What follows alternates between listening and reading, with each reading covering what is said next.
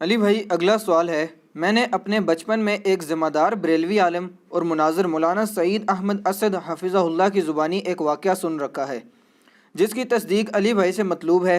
کیا یہ واقعہ درست ہے کہ سیدنا موسیٰ علیہ السلام جب مصر سے شام کے لیے نکلے تو اپنے ساتھ حضرت یوسف علیہ السلام کا جسم مبارک بھی قبر اقدس سے نکال کر ہجرت کو روانہ ہوئے تھے؟ پلیز وضاحت فرما دیں۔ دیکھیں جی، جو سعید احمد اسد صاحب ہیں نا جی، حفظہ اللہ تعالیٰ، ان سے میری ملاقات بھی آپ کو پتہ ہے فیصل آباد میں ہوئی تھی۔ یہ بریلوی مکتب فکر کے چند ایجوکیٹڈ علماء میں سے ہیں۔ مجھے صحیح طرح یاد ہے کہ 1996 میں، یعنی آج سے 24 سال پہلے، جب میں انجینئرنگ یونیورسٹی میں سیکنڈ ایئر میں پڑھتا تھا تو ویکینڈز پہ میں گھر آیا کرتا تھا، تو ان کی ایک میلاد کے موقع کے اوپر تقریر تھی۔ اس تقریر میں میں نے پہلی دفعہ شیخ ناصر الدین البانی رحمہ اللہ تعالیٰ کا نام ان کے منہ سے سنا تھا۔ میں خود بھی اس وقت کٹر بریلوی تھا، تو مجھے یاد ہے کہ سعید اسد صاحب اس وقت کہتے تھے، اس وقت داڑھی بھی ان کی کالی تھی، کہ اس وقت البانی صاحب بھی زندہ تھے۔ البانی صاحب فوت ہوئے 1999 میں، تو کینسن اور سعودیہ ایک بیٹھے ہیں نا دا، ٹھیک ہے، تو حالانکہ وہ ان کا بھی کوئی نہیں ہے اب۔ اس نے اہل بیت کی محبت میں جو احادیث جمع کی ہیں نا، تو میں نے آپ کو بتایا کہ عنقریب اس کو بھی یہ رافضی کہہ دیں گے۔ وہ ان کا نہیں تھا، وہ اللہ اور اس کے رسول کا ماننے والا تھا، بڑا محب اہل بیت بندہ تھا رحمہ اللہ تعالی۔ تو البانی صاحب کا تعارف میں نے پہلی دفعہ ان سے سنا۔ میں نے بھی سعید احمد اسد صاحب سے یہ والی حدیث خود سنی تھی۔ خیر اس وقت تو مجھے اتنا آئیڈیا نہیں تھا حدیث کی کتابوں کا۔ بہرحال یہ جو حدیث انہوں نے بیان کی ہے نا، اس واقعے کا ذکر کیا، یہ بالکل صحیح سند سے ثابت ہے، اور یہ بڑا انٹرسٹنگ واقعہ ہے۔ یہ واقعہ آپ کو المستدرک للحاکم میں بھی مل جائے گا صحیح سند کے ساتھ۔ امام حاکم نے اس حدیث کو امام بخاری کی شرط پہ صحیح کہا ہے، امام ذہبی نے بھی ان کی موافقت کی ہے۔ یہ حدیث جو ہے وہ مسند ابی یعلا میں بھی موجود ہے صحیح سند سے، صحیح ابن حبان کے اندر بھی موجود ہے۔ یہ حدیث تفسیر ابن کثیر میں بھی موجود ہے۔ تفسیر ابن کثیر میں جو سورہ الشعراء کی آیت نمبر 52 ہے نا، حضرت موسیٰ علیہ السلام کے بارے میں آتا ہے نا کہ اللہ تعالیٰ فرماتا ہے کہ ہم نے ان کی طرف وحی کی تھی، وَأَوْحَيْنَا إِلَىٰ مُوسَىٰ أَنْ أَسْرِ بِعِبَادِي إِنَّكُمْ مُتَّبَعُونَ۔ ہم نے موسیٰ کو وحی کی کہ تم راتوں رات میرے بندوں کو، وہ 6 لاکھ کے لشکر کو بنی اسرائیل کے یہاں سے لے کر نکل جاؤ، بے شک تمہارا پیچھا کیا جائے گا، یہ لوگ تمہارے پیچھے آئیں گے۔ وہ پیچھے آئے تو سمندر میں اللہ نے راستہ بنا دیا، بنی اسرائیل تو نکل گئے، اور اسی راستے میں جب فرعونی نکلنے لگے تو اللہ نے دونوں پارٹ ملا دیے، قرآن میں آتا ہے، تو تباہ و برباد کر دیے گئے۔ تو اس آیت کے کانٹیکسٹ میں یہ سورہ الشعراء پارہ نمبر 19 آیت نمبر 52 کے کانٹیکسٹ میں امام ابن کثیر اس حدیث کو لے کے آئے ہیں جو حاکم کے اندر موجود ہے، کہ نبی صلی اللہ علیہ وآلہ وسلم کسی گاؤں ایریا میں تشریف لے گئے، تو وہاں پہ ایک دیہاتی شخص تھا، اس نے آپ صلی اللہ علیہ وآلہ وسلم کی مہمان نوازی کی۔ آپ بڑے خوش ہوئے، آپ نے اٹھتے ہوئے فرمایا کہ کبھی موقع ملے تو تم ہمارے پاس بھی آنا، دعوت دے دی۔ اس کے لیے تو آنر کی بات تھی۔ کچھ عرصے بعد وہ نبی علیہ السلام کو ملنے کے لیے آیا، آپ صلی اللہ علیہ وآلہ وسلم نے اس کی خوب مہمان نوازی کی، ایک تو بدلہ اتر گیا۔ پھر آپ نے اینڈ پہ فرمایا، مانگ کیا مانگتا ہے؟ اس نے کہا یا رسول اللہ ایک اونٹ چاہیے جس پہ میں اور میرے گھر والے سواری کر لیں، ہاں اس پہ کجاوا بھی ہونا چاہیے، یعنی اچھی سیٹیں لگی ہوئی ہوں، اور 2-4 بکریاں مل جائیں جن کا دودھ دو کہ میں اپنا اور اپنا فیملی کا سلسلہ چلا لوں۔ یار اس زمانے میں بس سبسسٹنس لیول پہ یہی لائف گزارنے کا ذریعہ ہوتا تھا۔ یہ آج کل تو ہم جو لائف گزار رہے ہیں نا، یہ اس وقت کا امیر آدمی بھی نہیں تھا گزار سکتا۔ گندم کے دانے، سال کے دانے پورے ہو جائیں، دودھ کے لیے بھیڑ بکری رکھی ہیں، اللہ اللہ خیر صلی اللہ، اور کوئی کام ہی نہیں ہے۔ یہ جو آسائشیں ہیں ان کی وجہ سے ہمارے لیے مصیبت کھڑی ہوگی۔ ایک اونٹ اور چند بکریاں مانگی، اور کس سے مانگ رہا ہے؟ اللہ کے نبی سے۔ جن سے آپ کچھ بھی مانگ سکتے ہیں وہ اللہ سے لے کے دے سکتے ہیں. تو نبی علیہ السلام فرمایا اوے تجھ سے تو وہ بنی اسرائیل کی بڑھی اچھی رہ گئی اوے, جس نے موسیٰ علیہ السلام سے تو اس سے بہت بڑی چیز مانگ لی تھی. اچھا, تو صحابہ نے کہا یا رسول اللہ وہ بڑھیا کا کیا قصہ ہے؟ تو آپ فرمایا کہ ہوا یوں کہ جب بنی اسرائیل مصر سے نکلے شام جانے کے لیے موسیٰ علیہ السلام کے ساتھ, تو وہ راستہ بھول گئے. تو حضرت موسیٰ علیہ السلام نے جو بنی اسرائیل کے علماء تھے نا, ان کو بلایا, ان سے مشورہ کیا جائے کہ یہ مسئلہ کیا ہے. تو انہوں نے پھر بتایا کہ حضرت بات یہ ہے کہ حضرت یوسف علیہ السلام حضرت یوسف علیہ السلام کی نسل سے تھے نا, آگے بنی اسرائیل میں سے تھے نا حضرت موسیٰ علیہ السلام.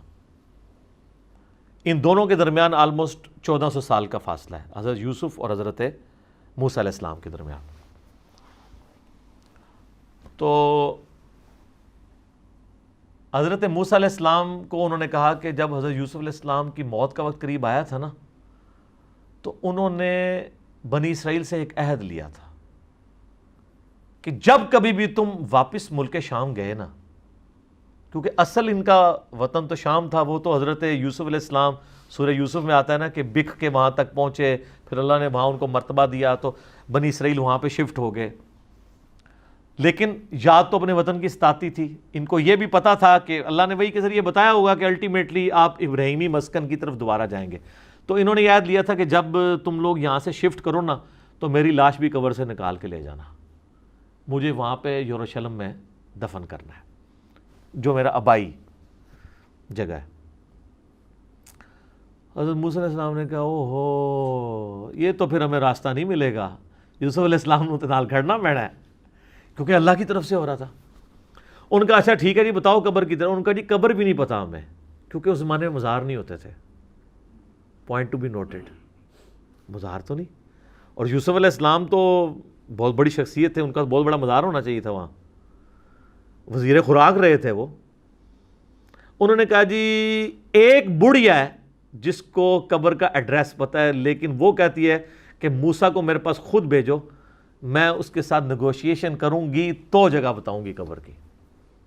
حضرت موسیٰ علیہ السلام نے کہا ٹھیک ہے بات کر لیتے ہیں. تو کہا اماں بتا. انہوں نے کہا اس طرح نہیں ہے, مجھے اس کا معاوضہ ادا کرنا ہوگا. حضرت موسیٰ علیہ السلام نے کہا اس کا معاوضہ کیا؟ وہ تو ایکسپیکٹ کر رہے تھے کوئی پیسے, کوئی مال, کوئی بکریاں, کوئی اونٹ, جس طرح اس سے صحابی نے بھی مانگ لیا. انہوں نے کہا جی معاوضہ یہ ہے کہ میں جنت میں تمہارے ساتھ رہوں گی. اللہ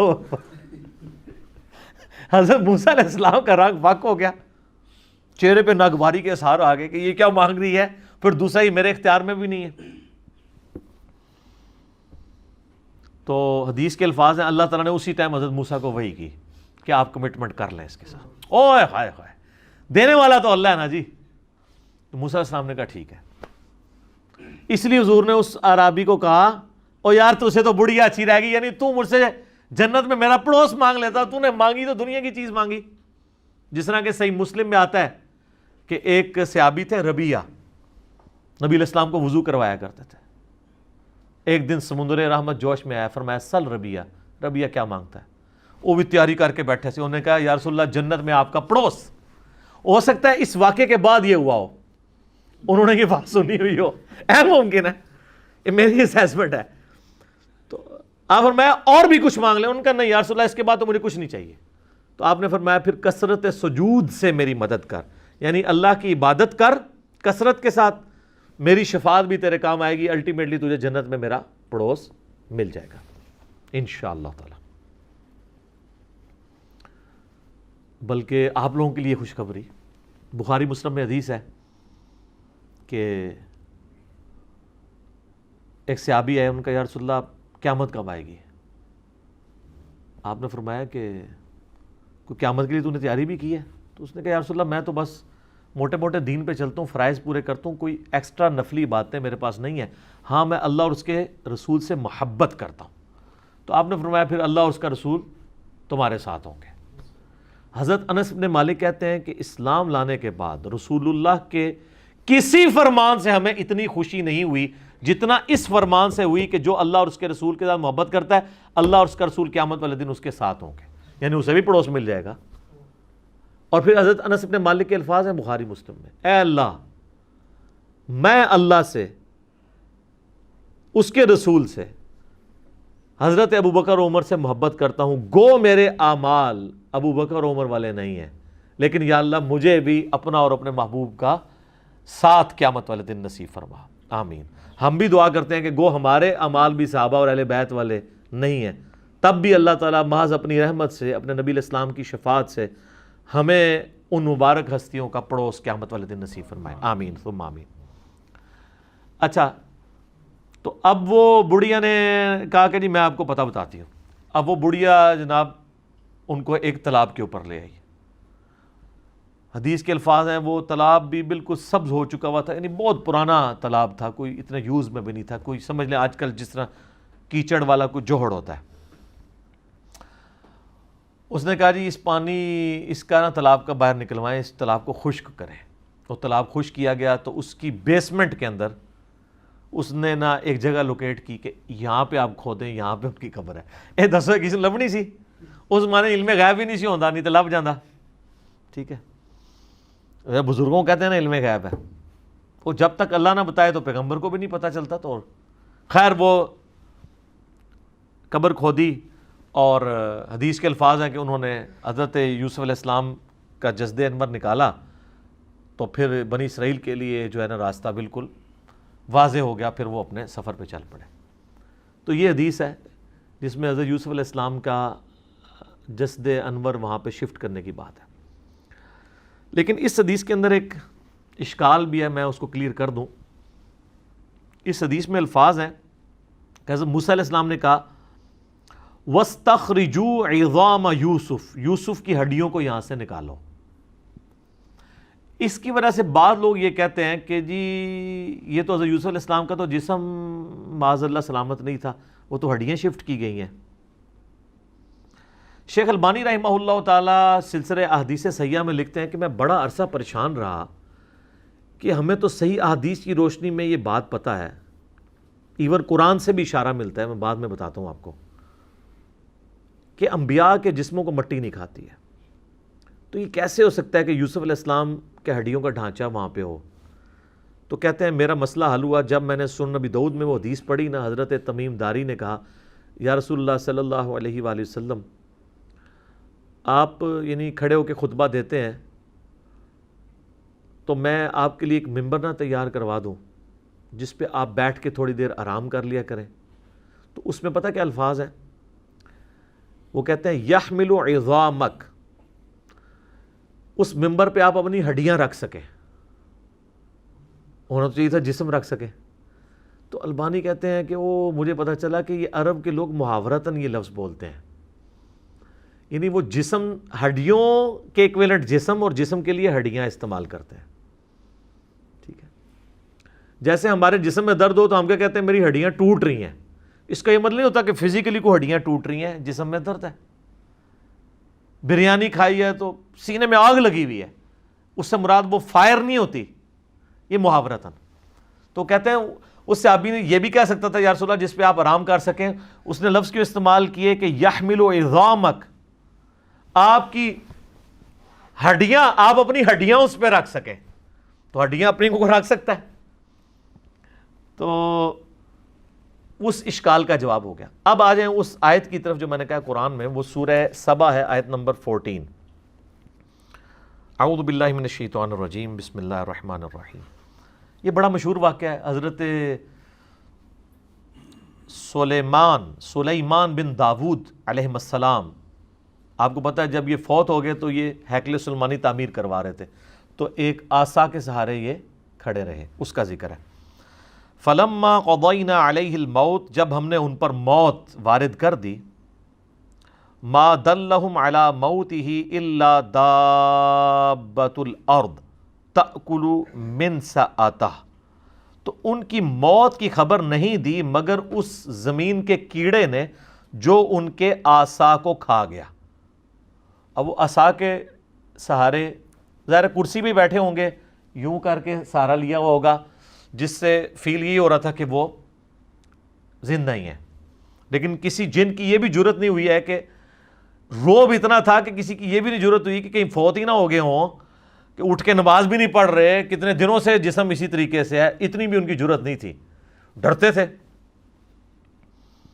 فلما خر، جب ان کا جسم نیچے آیا، یعنی کیا ہوا کہ وہ دیمک جو ہے نا اس کو چاٹ گئی۔ تو سر دیمک ایک دن میں نہیں چاٹتی، یہ مہینوں کی گیم ہے کہ وہ عصا کو دیمک کھاتی رہی جب تک وہ ہیکل سلیمانی تعمیر نہیں ہو گیا، ٹیمپل آف سلیمان۔ تو قرآن کہہ رہا ہے کہ حضرت سلیمان علیہ السلام اس کے سارے پہ رہے، تو اس کا مطلب ان کا جسم بھی سلامت، فریشنس بھی سلامت، آنکھوں کی چمک بھی سلامت، سب کچھ۔ ادروائز تو ان کو شک پڑ جاتا، اور اللہ نے اس چیز کا ذکر کیا ہے کہ یہ اللہ نے کیوں کروایا ہے۔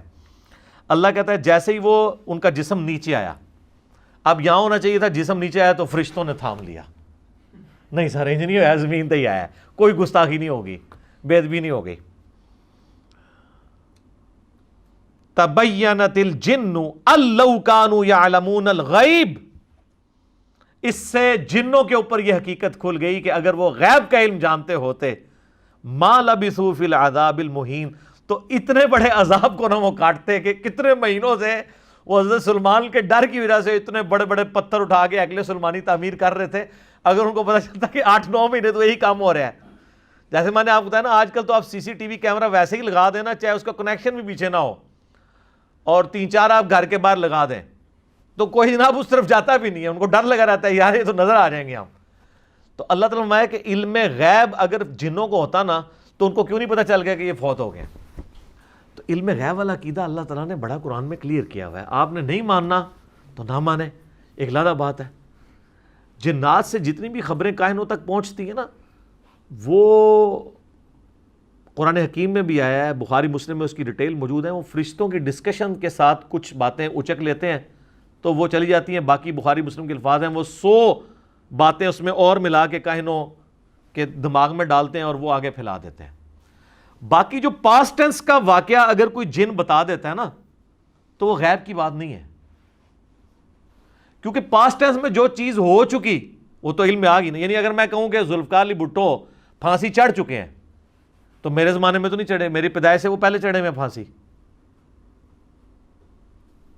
تو یہ نہیں میں نے دیکھا ہے، لیکن یہ خبر آج کی ڈیٹ میں درست ہے، لیکن مستقبل کی خبر کوئی نہیں دے سکتا، اور یہاں تو ان کے سامنے تھا، ان کو نہیں پتہ چلا جب تک کہ وہ نہیں۔ تو یہ آیت بھی اس بات کا ثبوت ہے کہ انبیاء کے جسم سلامت رہتے ہیں ان کی وفات کے بعد بھی، ورنہ تو ڈیکمپوز ہو جاتا، دو دن سے زیادہ تو نکالتے ہی نہیں، اتنی بدبو آنا شروع ہو جاتی ہے۔ باقی اس کو سپورٹی وہ حدیث ہے جو سنن ابی داؤد میں، سنن نسائی میں اور سنن ابن ماجہ میں ہے، مشکات میں موجود ہے، سیدنا اوس بن اوس رضی اللہ تعالیٰ عنہ سے کہ نبی علیہ السلام نے فرمایا کہ جمعے کا دن جو ہے وہ تمہارے ایام میں سب سے بہتر ہے، اسی دن آدم علیہ السلام پیدا ہوئے، اسی دن وہ فوت ہوئے، اسی دن سور پھونکا جائے گا، تم جمعے کے دن کثرت کے ساتھ مجھ پہ درود پڑھو، بے شک تمہارا درود مجھ پہ پیش کیا جائے گا۔ تو صحابہ نے کہا کہ یا رسول اللہ، جب آپ مر جائیں گے اور آپ کی ہڈیاں مٹی میں گھل مل جائیں گی، ذرا الفاظ سنیں، اس زمانے میں اس طرح گستاخی کا فتویٰ نہیں لگاتا تھا، جواب دیے جاتے تھے، تو آپ پہ درود کیسے پیش ہوگا؟ یہ تو نیچرل پروسیس ایسا ہوگا۔ تو نبی علیہ السلام نے فرمایا، اب دیکھیں اس کی برکت ہوئی کہ عقیدہ پتہ چل گیا، آپ نے فرمایا کہ ان اللہ قد حرم علی الارض ان تاکل اجساد الانبیاء، بے شک اللہ نے اس بات کو حرام کر دیا ہے مٹی کے لیے کہ وہ نبیوں کے جسموں کو کھائے، نبیوں کے جسم مٹی نہیں کھائے گی، وہ ان کی وفات کے بعد بھی قبروں میں سلامت رہیں گے۔ اچھا، اس حدیث کو آلموسٹ سارے محدثین نے صحیح کہا ہے، اس حدیث کو امام حاکم نے بھی صحیح کہا، امام ذہبی نے موافقت کی، صحیح ابن حبان میں بھی ہے، امام ابن حبان نے بھی صحیح کہا، امام نووی نے بھی ٹھیک کہا، امام ابن قیم نے بھی ٹھیک کہا، لیکن امام بخاری کی ریزرویشن ہے اس حدیث کے اوپر، عقیدے کے اوپر نہیں، حدیث کے اوپر۔ وہ کہتے ہیں اس حدیث میں جو ایک راوی ہے نا، اس راوی کا نام ہے عبد الرحمن بن یزید بن جابر، وہ کہتے ہیں یہ بن جابر نہیں ہے، وہ تو ثقہ راوی ہے، یہ بن تمیم ہے جو ضعیف راوی ہے، جبکہ باقی سارے محدثین کہتے ہیں نہیں وہ بن جابر ہی ہے، بن تمیم نہیں ہے۔ اسی وجہ سے شیخ زبیر لزئی صاحب بھی اس حدیث کو ضعیف کہتے تھے۔ تو ہم نے پہلے بھی کلیریفائی کیا کہ ان کا یہ حکم لگانے میں غلطی ہے. اس حدیث کو البانی بھی، شعیب آرنوت بھی، ایون خود شیخ زبیر صاحب کے شاگرد غلام مصطفیٰ ظہیر صاحب نے امام نسائی کی کتاب وفات النبی کا ترجمہ کیا، انہوں نے بھی کہا کہ یہ حدیث ٹھیک ہے. لیکن شیخ زبیر صاحب اس عقیدے کو صحیح مانتے تھے، کیونکہ یہ حدیث فضل الصلاۃ علی النبی جو قاضی اسماعیل مالکی کی کتاب ہے المتوفہ 287 ہجری، پہلے 300 سال میں درود شریف کے فضائل پہ لکھی گئی ہے، اس میں بھی یہ حدیث موجود ہے. تو اس کی تحقیق کرتے ہوئے شیخ زبیر صاحب نے لکھا ہے کہ حدیث وہی والا لکھا کہ یہ بن تمیم ہے، بن جابر نہیں ہے. البتہ انہوں نے کہا جہاں تک اس عقیدے کا تعلق ہے نا کہ انبیاء کے جسم سلامت ہیں تو وہ بالکل ٹھیک ہے. اور انہوں نے کہا اس کی دلیل ہے المصنف ابن ابی شیبہ میں صحیح سند کے ساتھ حضرت عمر فاروق رضی اللہ تعالیٰ عنہ کا قول ہے جو انہوں نے نقل کیا. ان تو خالی قول نقل کیا، وہ پوری حدیث مصنف ابن ابی شیبہ میں ایسا ہے کہ جب یہ پرشین امپائر گری نا تو تستر شہر تھا پرشین امپائر کا، جب وہ فتح ہوا نا تو ابو موسیٰ اشعری رضی اللہ تعالیٰ عنہ نے حضرت عمر کو خط لکھا کہ یہاں پر ہم نے خزانے کو جب ٹیک اوور کیا تو یہاں میں ایک بہت بڑا تابوت ملا ہے جس میں ایک بہت بڑی لاش ہے، اور وہ لاش اتنی بڑی ہے کہ ایک ہاتھ تو صرف اس کا ناک ہے، یعنی یہ ناک کا سائز جو ہے نا وہ 1.5 فٹ کے قریب ہے. تو اب آپ دیکھ لیں کتنی بڑی لاش ہے. اور یہاں کے لوگوں کا یہ عقیدہ ہے جب بارش نہیں ہوتی تو اس لاش کو اوپن ایئر میں لے آتے ہیں تو اللہ تعالیٰ بارش دے دیتا ہے. تو آپ کو لیٹر ملتا تو آپ کہتے ہیں جناب فوراً ایک وڈا کا مزار بنواؤ ہے. حضرت عمر تک جب پہنچا تو آپ نے کعب احبار کو، یہودی عالم تھے جو بعد میں مسلمان ہو گئے، نبی علیہ السلام کی زندگی میں تھے لیکن اسلام قبول نہیں کیا، اس لیے صحابی نہیں بعد میں. تو انہوں نے وہ پورے ساتھ ڈاکومنٹس بھی بھیجے تو انہوں نے کہا یہ حضرت دانیال علیہ السلام کا تابوت ہے. تو پھر حضرت عمر نے خط لکھا کہ راتوں رات 13 قبریں کھودو، ایک نہیں 13، تاکہ پتہ ہی نہیں چلے کس میں دفنایا ہے، نامعلوم جگہ پہ، اور راتوں رات ان کو دفن کر دو. یہ حضرت دانیال علیہ السلام کا جس میں اثر ہے. اور اس میں حضرت عمر نے کہا وَالنَّارُ لَا تَأْكُلُ الْأَنْبِيَاءَ وَالْأَرْضُ لَا تَأْكُلُ الْأَنْبِيَاءَ، آگ نبیوں کے جسموں کو نہیں کھاتی، زمین نبیوں کے جسموں کو نہیں کھاتی، اور ایک اور لفظ بھی استعمال کیا درندے بھی نبیوں کے جسموں کو نہیں کھاتے. تو یہ شیخ زبیر صاحب نے نا اس فٹ نوٹ پہ لکھا کہ یہ حدیث صحیح ہے، لہٰذا ہمارا یہ عقیدہ ہے کہ نبیوں کے جسم سلامت ہے الحمدللہ. صحیح مسلم میں وہ حدیث ہے، 2 طرق ہیں کہ میں نے شب معراج موسیٰ علیہ السلام کو اپنی قبر میں نماز پڑھتے ہوئے دیکھا، ہوا قائم یصلی فی قبری. لیکن یہ برزخی معاملہ ہے، یہ فزیکلی آپ اس کے اوپر قیاس نہیں کریں گے. آج اگر آپ قبر رسول کھودیں گے تو نبی علیہ السلام کا جسم اطہر آپ کو ویسے ہی نظر آئے گا جیسے دفناتے وقت تھا. یہ نہیں ہے کہ نبی علیہ السلام کوئی ایکٹیویٹی پرفارم کر رہے ہوں گے، نہیں. ان کی نمازیں بھی قبروں کے اندر، جو مسند ابی یعلا میں حدیث ہے کہ اللہ کے نبی زندہ ہیں اپنی قبروں میں نمازیں بھی پڑھتے ہیں، وہ برزخی معاملہ ہے. وہ تو چھوڑ دیں، سنن ابن ماجہ میں تو یہاں تک ہے کہ جب عام ایک مومن مردے کو بھی جب قبر میں رکھا جاتا ہے نا، فرشتے سوال کے لیے آتے ہیں تو وہ اٹھتا ہے تو اس کو عصر کا وقت دکھایا جاتا ہے کہ غروب آفتاب ہونے والا ہے، تو وہ کہتا ہے مجھے چھوڑ دو میں پہلے نماز پڑھ لوں. ٹھیک ہے، یہ تو عام مومن کے لیے بھی ہے. تو انبیاء تو خیر بہت اعلیٰ درجے کے. تو اس حدیث کے تحت ان کی زندگی برزخی ہے لیکن جسم جو ہے وہ سلامت ہے، اس میں کوئی شک نہیں ہے. باقی حیات النبی کے اوپر میرا لیکچر مسئلہ نمبر 5 دیکھ لیں. ایک اور حدیث بڑی مشہور میں نے بڑی دفعہ بیان کی ہے، 1390 نمبر صحیح بخاری میں 1390، کہ سیدنا عمر کا پاؤں آلموسٹ 65 ایئرز کے بعد جب حجرہ عائشہ کی دیوار گر گئی ولید بن عبد الملک کے دور کے اندر، تو پاؤں باہر آ گیا ایک قبروں کی ڈسٹربنس کی وجہ سے، کیونکہ وہ امہات المومنین کے جو گھر تھے نا ان کو توڑ کے مسجد نبوی کی توسیع کر رہے تھے. عمر بن عبد العزیز اس وقت گورنر تھے وہاں کے مکہ مدینے کے، ابھی تو خلیفہ نہیں بنے ہوئے تھے. تو جب پاؤں نکلا تو لوگ پریشان ہو گئے کہ نبی علیہ السلام کا پاؤں مبارک باہر آ گیا. یہ بخاری کے الفاظ ہیں. اس کا مطلب ہے کہ تو بخاری میں ہی موجود ہے کہ لوگوں کا یہ عقیدہ تھا کہ نبی علیہ السلام کا جسم مبارک اس طریقے سے. تو حضرت عروہ ابن زبیر کو، جو حضرت عائشہ کے بھانجے تھے، عبداللہ ابن زبیر صحابی کے چھوٹے بھائی اور اشرم بشرا حضرت زبیر کے بیٹے، لیکن تابعی ہیں یہ، ان کو بلایا گیا کیونکہ وہ حضرت عائشہ کے بھانجے تھے، حجرہ عائشہ میں جاتے رہتے تھے، تو ان کو قبروں کی لوکیشن پتہ تھی. انہوں نے جب دیکھا نا تو انہوں نے کہا یہ تو حضرت عمر کا پاؤں ہے، یہ نبی علیہ السلام کا پاؤں نہیں ہے. اچھا اس میں کہیں نہیں لکھا کہ وہ پاؤں جب نکلا ایسے تو وہ حضرت عمر نے وہ پاؤں واپس اندر کھینچ لیا.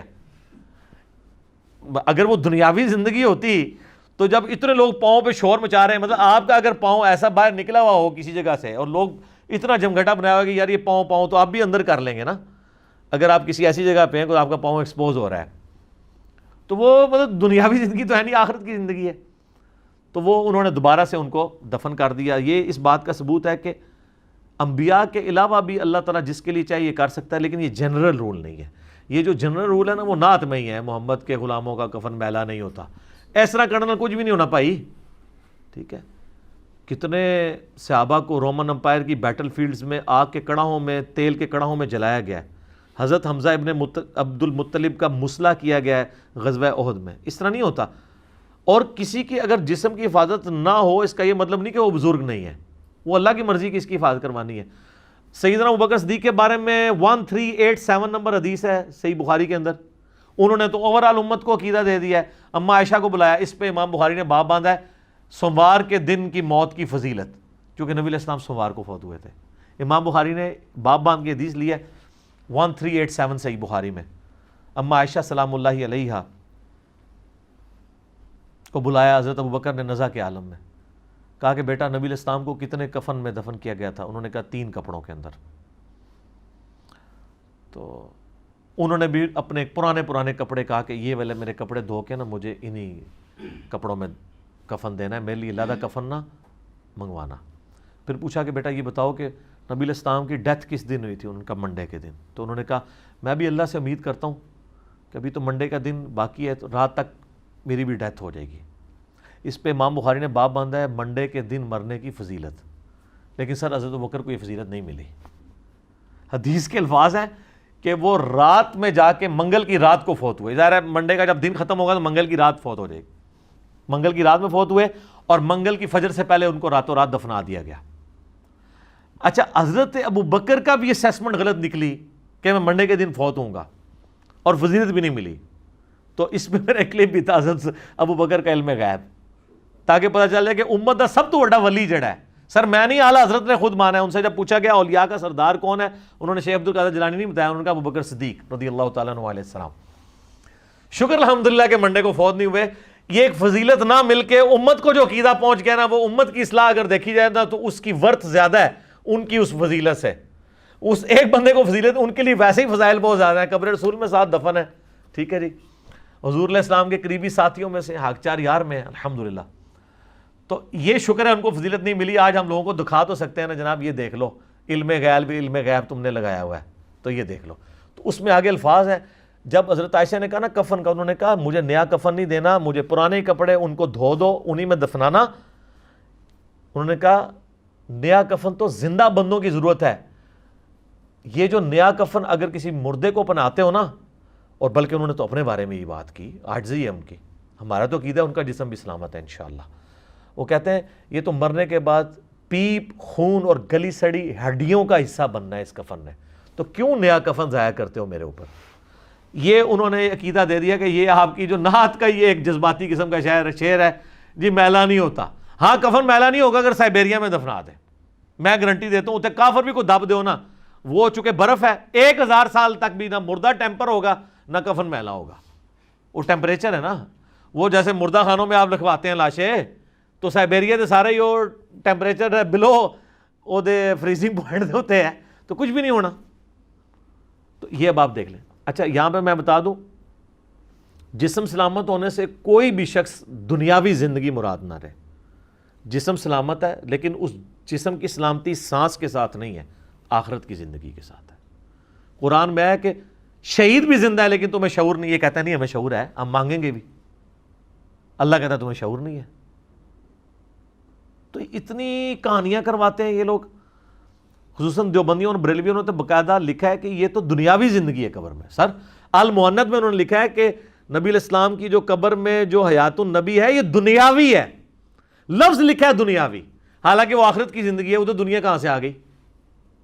اور اعلیٰ حضرت تو تمہیں پتہ ہے کھلے ڈولے بندے سن، وہ ایک سٹیپ آگے گئے ہیں. ملفوظات اعلیٰ حضرت میں انہوں نے لکھا ہے کہ جب کسی نے سوال کیا کہ آپ کہہ رہے ہیں ولی بھی زندہ ہے نبی بھی زندہ ہے، تو دونوں کی زندگی میں فرق کیا ہے؟ انہوں نے کہا انبیاء کی جو زندگی ہے قبروں میں وہ برزخی تو ہے لیکن یہ حصی دنیاوی ہے. حصی حصی کا مطلب کیا ہے کہ آپ کسی کو چٹکی کاٹتے ہیں تو اس کو فیل ہو، اور دنیاوی. اور انہوں نے کہا اگر پھر نہ یقین آئے تو ہمارے بزرگ تو پہلے ہی فرما گئے ہیں، شیخ زرقانی، کہ نبیوں کی بیویاں ان کی قبروں میں ان پہ پیش کی جاتی ہیں، ان کے ساتھ شباشی بھی کرتے ہیں. بولے اعوذ باللہ تعالیٰ. آج ہم پیش کرتے ہیں، وہ کہتا نہیں وہ زرقانی نے لکھا، انہوں نے تو نقل کیا. تو انہوں نے تو اپنے عقیدے کے طور پہ نقل کیا، انہوں نے تو یہ نہیں کہا کہ زرقانی صاحب نے بکواس فرمایا ہے، ان کا فرماتے ہیں. ٹھیک ہے. تو فضائل حج میں شیخ زکریا کاندلوی نے فضائل درود میں فضائل مال کا ایک چیپٹر ہے، اس میں انہوں نے لکھا ہے. فضان سنت میں الیاس قادری صاحب پاپا جانی جو ہیں دعوت اسلامی والے تبلیغی جماعت نے، دونوں نے لکھا ہے کہ 555 ہجری میں نبی الاسلام کی وفات کے 500 سال کے بعد جب شیخ احمد رفاعی قبر رسول پہ حاضر ہوئے، انہوں نے عربی میں شعر پڑھا، یا رسول اللہ جب میں مصر میں تھا تو میں روح کو بھیجتا تھا آستان اقدس پہ حاضری کے لیے. کوئی اپنی روح اس طرح بھیج سکتا ہے؟ مجھے بتائیں. اب جسموں کے ملاپ کی باری آئی ہے تو اپنا دست اقدس قبر سے باہر نکالیے، میں اس کو بوسہ دوں. تو کہتے ہیں 90,000 لوگوں کی موجودگی میں ہاتھ مبارک باہر نکلا اور شیخ احمد رفاعی نے بوسہ دیا، اور ان میں شیخ عبد القادر جیلانی کا نام نامی بھی ذکر کیا جاتا ہے کہ وہ بھی یہ منظر دیکھ رہے تھے. حالانکہ شیخ عبد الجیلانی کو بیچاروں کو پتہ بھی نہیں ہوگا میرے ساتھ کیا منسوب انہوں نے کر دیا. میں کہتا ہوں جی بڑی بدبختی ہے کہ وہ منظر دیکھ رہے تھے، انہوں نے خود ہاتھ نہیں چوم لیا، میں جی نہیں کر لگا. ٹھیک ہے. اور سارے 90,000 بدبخت نے کہ نبی الاسلام دا ہاتھ مبارک باہر نکلے ہے تو ظالمو تسی کیوں نہیں چومیا؟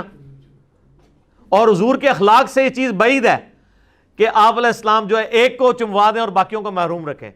ایک بار جو تو جناب باہر آیا سی پھر سارے نو ہی زیارت کرنی چاہیے سی، چومنا چاہیے سی. سب کہانی جھوٹ ہے. یہ ہاتھ کبھی سیدہ فاطمہ کے لیے نہیں نکلا، کبھی اماں عائشہ کے لیے نہیں نکلا جب وہ جمل پہ گئیں اور بعد میں شرمندہ بھی ہوئیں اپنے اس سفر پہ کہ بھئی نہ جاؤ ادھر. کبھی حضرت عمر کے لیے نہیں نکلا. وہ بخاری میں 1010 نمبر حدیث 1010 آ رہی ہے، انا کننا نتوسل الیک بنبینا، اے اللہ جب تیرے نبی تھے ہم ان کے وسیلے سے تیرے پاس آتے تھے، آج ہم تیرے نبی کے چچا کو لے کے آئے ہیں. وہ بھی چلے جاتے قبر رسول پہ، یا رسول اللہ جب آپ دنیاوی زندگی میں تھے تو آپ ہاتھ مبارک پیالے میں رکھتے تھے تو چشمے جاری ہوتے تھے، تو آج جو ہے وہ قحط میری عزت سٹیک پہ لگی ہے، میرے دور حکومت میں دور خلافت کے اندر قحط آ گیا، تو آپ ہاتھ مبارک یہ میں پیالہ لے کے آئے ہوں آپ اس میں رکھیں. جی جناب صحیح مسلم میں ہے کہ حضرت عمر نے ایک دفعہ یہ کام کروایا تھا، پیالہ دے کے تو نبی الاسلام نے ہاتھ رکھا. ایک تو وہ حدیث بخاری مسلم میں حدیبیہ کے موقع پہ 1500 صحابہ نے ایک پیالے سے وضو کیا اور جانوروں کو پلایا اور جمع کر لیا، اور جابر بن عبداللہ کہتے ہیں 1,00,000 بھی ہم ہوتے نا تو سب کو کفایت کرتا تھا. تو حضرت عمر نے تو نہیں کہا، ان کو پتا تھا کہ اب ہماری کمیونیکیشن اس آخرت کی زندگی میں حضور کے ساتھ نہیں ہو سکتی. یہ مثالیں دیتے ہیں حضور کی مبارک زندگی کی اور اس کو آج اپلائی کرتے ہیں. پھر میں ان کو تھوڑے نچلے لیول پہ آ کے سمجھاتا ہوں کہ اگر تم لوگ یہی کرتے ہو نا، تو بخاری میں حدیث ہے ایک صحابی کی ٹانگ ٹوٹ گئی تھی، پنڈلی کی ہڈی، نبی علیہ السلام نے مبارک ہاتھ پھیر کے اس کو بالکل ٹھیک کر دیا. تو کون عاشق رسول اپنی ٹانگ توڑوانے کے لیے تیار ہے؟ قبر رسول پہ ہم لے جاتے ہیں ٹھیک کروائیں. تو فوراً یہ کہیں گے کہ نہیں نہیں نہیں اس طرح تو نہیں ہوتا نا. تو آپ لوگوں نے عقیدے تو یہی وابستہ کیے ہوئے ہیں. پچھلے دنوں میرا وہ ایک گنبد خضرا کے روشن دان والا کلپ بھی اپلوڈ ہوا ہے، اس میں نے کافی ساری باتیں کی تھی. اب بار بار میں اس لیے ان چیزوں کو ریپیٹ کر دیتا ہوں تاکہ عقیدوں کی اصلاح ہو جائے، پتہ چل جائے کہ سچائی کیا ہے. تو بات حضرت یوسف علیہ السلام سے شروع ہوئی تھی، ان کے جسد اطہر کو شفٹ کرنے کی. میں یہاں پہ موقع غنیمت جان کے آپ کو بتاؤں کہ ایران والوں نے ایک حضرت یوسف علیہ السلام کے اوپر نا 40 اقساط پہ ایک ڈرامہ سیریل بنائی ہے. وہ پورے کا پورا سورہ یوسف والا واقعہ اس کو بڑے کمال انداز میں. یہ فلموں کے مشورے میں ان کو دے رہا ہوں جو آلریڈی فلمیں دیکھنے والے ہیں. میں یہ علماء کرام کو نہیں مشورہ دے رہا کہ آپ فلمیں دیکھیں. کم از کم آپ کو تھوڑی ہسٹری کا پتہ چلے. اصحاب کہف پہ بھی ہے، اردو ڈبنگ کے ساتھ آ چکی ہے، انگلش ڈبنگ میں بھی ہے، عربی ڈبنگ میں بھی ہے. اور معذرت کے ساتھ علماء سے ہم نے اپنی ویب سائٹ ahlsunnatpahar.com پہ ویڈیو لیکچرز والے پورشن میں جو آخری حصہ ہے نا اسلامک موویز اینڈ ڈاکومنٹریز، اس میں بھی اس کی HD ریکارڈنگ والے لنک ڈال دیے ہیں. آپ ڈاؤن لوڈ بھی فری کر سکتے ہیں، کوئی پیسے نہیں، کوئی چندہ بک نہیں. تو آپ ایک دفعہ وہ فلم دیکھیں، واقعی انہوں نے اس زمانے میں پہنچا دی ہے. اصحاب کہف والی دیکھیں، واقعی اس زمانے میں انہوں نے پہنچایا ہے. عمر سیریز بھی رکھی ہے، وہ آپ دیکھیں، اسلامک ریولیوشن کا آپ کو پتہ چلے گا، وہ بھی اردو ڈبنگ کے ساتھ آ چکی ہے۔ تو یہ میں صرف ایک انفارمیشن کے طور پہ تعارف کروا رہا ہوتا ہوں، چونکہ ہم نے ایک جنرل سٹور یہاں پہ دعوت کے حوالے سے فری کھولا ہوا ہے، تو ہر طبقے کے لوگ آتے ہیں۔ جو لوگ ہالی ووڈ کی فلمیں دیکھتے ہیں ہم ان کو کہتے ہیں چلو یار ایک دفعہ یہ بھی دیکھ لو، بعض اوقات لوگ اس طرف آ جاتے ہیں۔ یعنی میں آپ کو پرسنل بتاؤں کہ میں نے جب وہ اشفاق صاحب کا ڈرامہ دیکھا نا، من چلے کا سودا، تو وہ اس نے میری زندگی کے اوپر بہت اثر چھوڑا فکر آخرت کے حوالے سے۔ اور اس کے بعد میں نے اصحاب کہف والی جب مووی دیکھی 2007-8 کے اندر، تو اس نے بھی کافی اثر چھوڑا، دنیا سے زہد دلانے والی چیز ہے۔ تو آپ ان لوگوں کو کم از کم ضرور مشورہ دیں کہ جو فلمیں دیکھنے کے شوقین ہیں کہ اگر انہوں نے دینی ہے تو ایک دفعہ یہ دیکھ لیں۔ ویسے تو اب اس سے بھی آگے بات جا چکی ہے، ہماری ویڈیو کے نیچے کئی لوگوں نے کمنٹس کیے ہوتے ہیں کہ پہلے ہم روزانہ فلم دیکھ کے سوتے تھے، اب ہم مجلس دیکھ کے سوتے ہیں اور بوریت نہیں ہوتی۔ کیونکہ بوریت اس لیے نہیں ہوتی ہے کہ وہ بات نہیں سن رہے ہوتے ہیں جو انہوں نے پہلے نہیں سنی ہوتی، اور آلموسٹ وہ ایسی بات سن رہے ہوتے ہیں جس کے الٹ ان کا آلریڈی عقیدہ ہوتا ہے، تو بندے کا دماغ بھی کھلتا ہے۔ کیا کہ مرنے سے پہلے ہے مسلمان، کر لے اس پہ غور، کتابوں کا خدا اور ہے، بابوں کا خدا اور، کہنے کو تو دین سب کا اسلام ہے، لیکن کتابوں کا جہاں اور ہے، بابوں کا جہاں اور آخر میں بس عاجزانہ طور پہ